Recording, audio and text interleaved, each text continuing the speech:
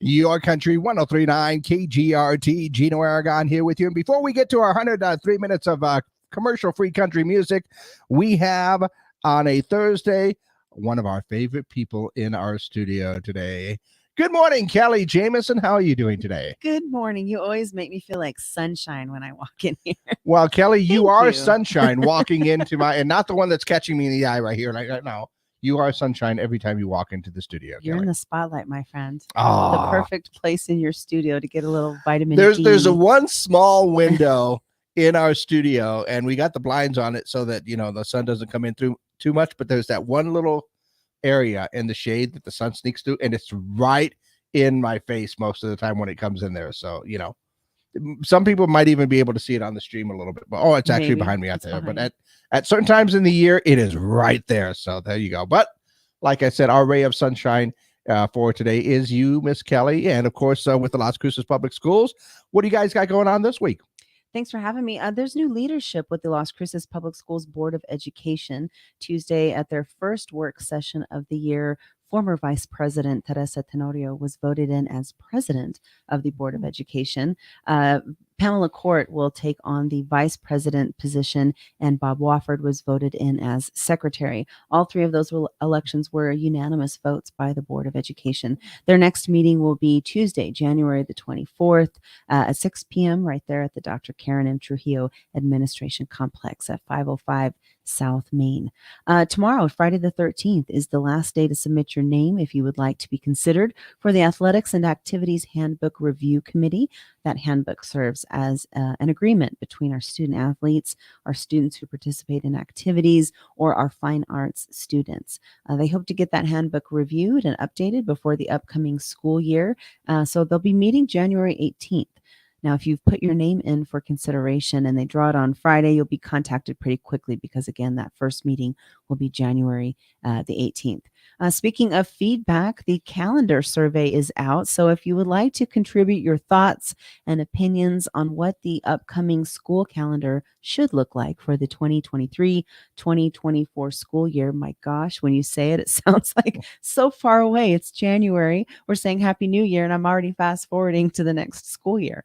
But this is when we start planning for the upcoming calendar for our upcoming school year. The survey is live on our website, lcps.net. It's fairly short and it's available in English and Spanish. Some important questions that the survey asks is, what day of the week do you prefer school to start on? Do you want school to end before or after Memorial Day? And did you think the intercession was long enough, or maybe too short, or maybe too long? Again, that survey is live at lcps.net. It closes on January the 23rd. So if you'd like to have your opinions collected, please head on over and take our survey.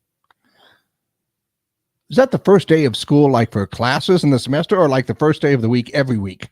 First, I think it's the first day that school returns. Okay. So like this year, school started on a Thursday. Yeah. And some people said, thank you. That was a nice way to ease into the week. But then you go to school Thursday and Friday, and then you've got the weekend. Mm-hmm. And it wasn't really consistent to start the school year like it would be if we started on a Monday. So the survey wants to know, do you want school to start the beginning of the semester, not every week? See, that's why I was like, well, that would be weird. Yes, we'd like school to start on Thursday and end on Friday. That would be perfect. Week, we go back to school on Thursday. And then on Friday. Yeah, that sounds good to me. I don't think a 2-day school week would be an option for us. Not really. However, if you want to be, if we're being specific, when we go back to school at the beginning of the semester, do you want school to start on a Monday, Tuesday, Wednesday, Thursday, or I don't know why it would start on a Friday, but if you want it to, you can certainly have your opinion. Get that extra day in that they're always searching for at the end of the year because of things like that. Maybe that could be the reason.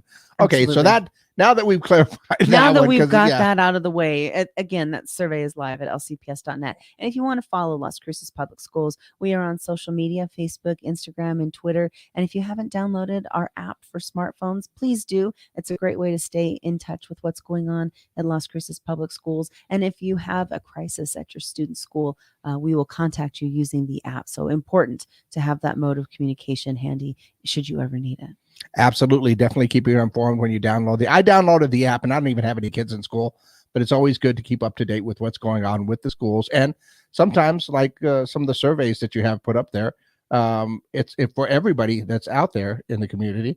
I'm so glad you mentioned that. Yes, like the calendar survey. It's not just for parents or students. We want teachers to take the survey, educators across the district, Mhm. and stakeholders in the Las Cruces community. So if you provide after school programming for students, or if you're in an athletics program for students, we want your opinions to count on that survey. So really, Absolutely, yeah. this survey's for everybody. After school programs for kids that are, during the break, stuff like that, that's going to make a big difference in the community.